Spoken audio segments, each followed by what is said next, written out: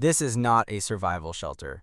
It never was. That single realization, sitting quietly underneath 3 seasons of silo, is the most disturbing thing this show has ever asked you to consider. And once you understand what the safeguard procedure actually is, what it was actually designed for, and who is actually controlling it, you cannot unsee it. Everything looks different after this. Let's break it all down, because this goes much deeper than a pipe on level 14. What the safeguard actually is, and why it is so much worse than you think. The safeguard first appeared as 3 lines and a coded letter from Salvador Quinn, a man who ran IT in Silo 18 over 140 years ago. A few fragmented sentences about something the founders created, something designed to suppress chaos if rebellions went completely out of hand. Lucas decoded those lines, followed the trail into the tunnels beneath Silo 18, and when he approached the massive entrance to those tunnels, the algorithm spoke to him directly for the first time. Its message was simple. If you tell anyone what you are about to learn, the safeguard will be implemented. That warning alone should have told us everything. Because the algorithm didn't say if you cause a rebellion, the safeguard activates. It didn't say if you try to escape, the safeguard activates. It said if you tell anyone what you are about to learn. Knowledge, not action. Knowledge is the trigger. Check this out. Research from comicbook.com confirms something that reframes the entire control philosophy of this show. The safeguard is not programmed to activate during open rebellion. It is programmed to activate the moment citizens get dangerously close to learning the truth about their own past. That distinction is everything. This is not a last resort against violence. This is a preemptive execution mechanism against awareness. Solo confirmed the mechanics in the Season 2 finale. During the procedure, poison is released into the silo through a pipe connected to an outside source. Located on level 14, the pipe doesn't run to a room inside the silo. It runs outside the silo entirely to a source completely beyond the reach of anyone living inside. No matter how organized the rebellion, no matter how many floors they take, no matter how many doors they break down, that pipe cannot be reached from within the system it is designed to destroy. And here is the detail that makes it genuinely chilling in Season 3. The one person who knows this pipe exists, knows where it is, and knows a method for neutralizing it, is Juliette. The same Juliette who is currently sitting in the mayor's chair with 3 months of her life missing from her memory. Her amnesia doesn't just cost her personally. It removes the silo's only engineer with direct knowledge of both the threat and a proven method of stopping it. The sword of Damocles is hanging directly over 10,000 people, and the woman who could cut the string cannot remember it's there. Hot take. The algorithm ordering Camille to double Juliette's medication dosage is not just about managing one inconvenient mayor. It is about keeping the silo's only safeguard countermeasure locked inside a mind that cannot access it.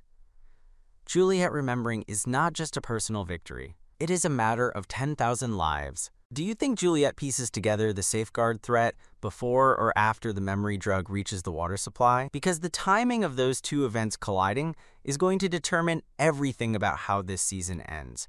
Drop your theory below. The silos are not shelters. They are experiments. And the safeguard is not a panic button.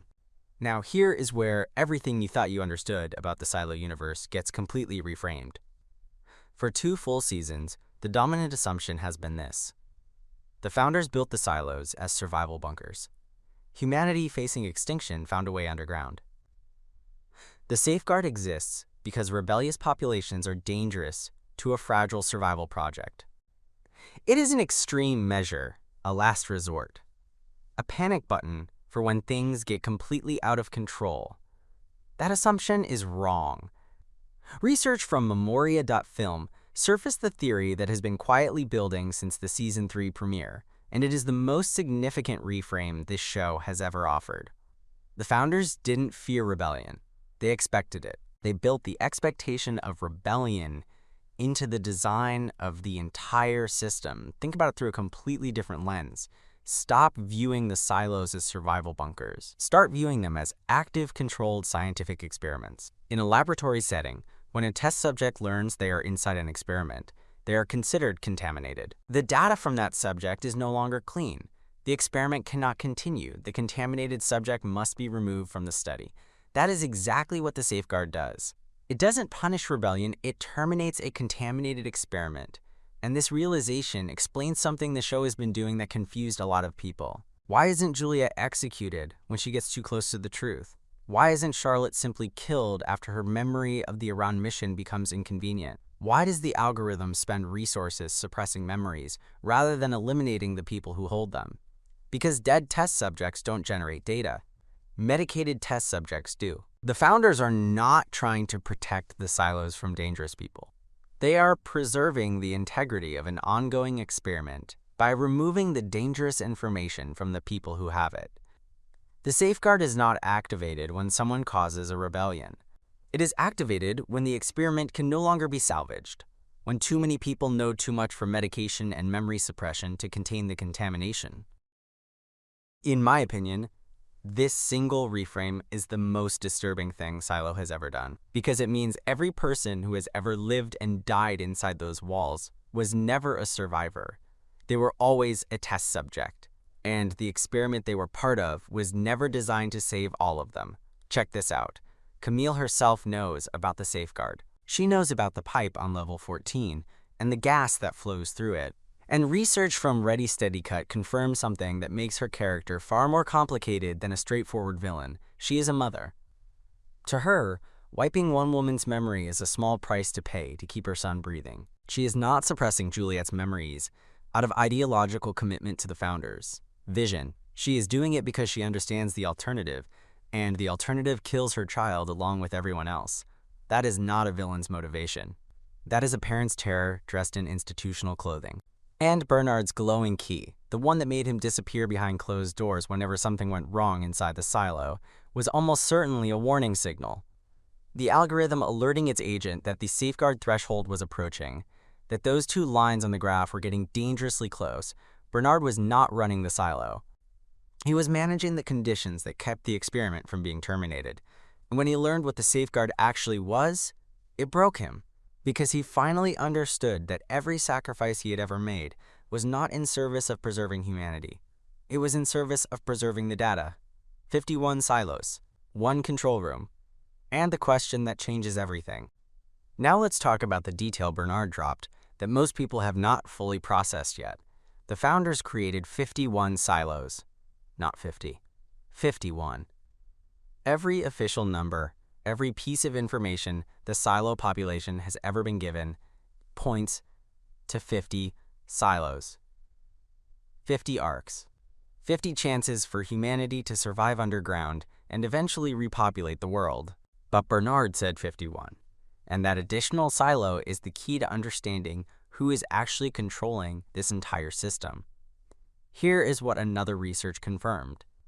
The most compelling theory, and the one Hugh Howey's books move toward, is that Silo 1 is not a survival silo at all.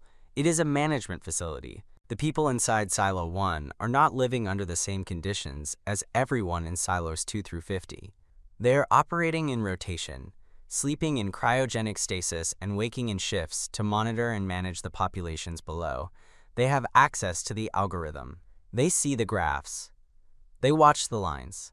They make the decisions about which silos deserve to continue and which ones get the pipe opened on level 14. They are not survivors. They are administrators, and they have been awake and asleep in rotation for over 3.5 centuries, managing an experiment that most of them probably no longer fully understand the original purpose of. That detail changes the nature of the algorithm entirely, because the most contested question surrounding it, is it a fully autonomous AI or a human-operated interface, may have an answer that is more disturbing than either option alone. What if it started as a human-operated system, and the humans who operated it have been sleeping and waking and dying in rotation for so long that the original instructions have become doctrine that nobody questions anymore? What if there is no evil mastermind behind the algorithm? What if there are just exhausted administrators following protocols written by people who died centuries ago, without anyone left who remembers why those protocols were written in the first place? Check this out.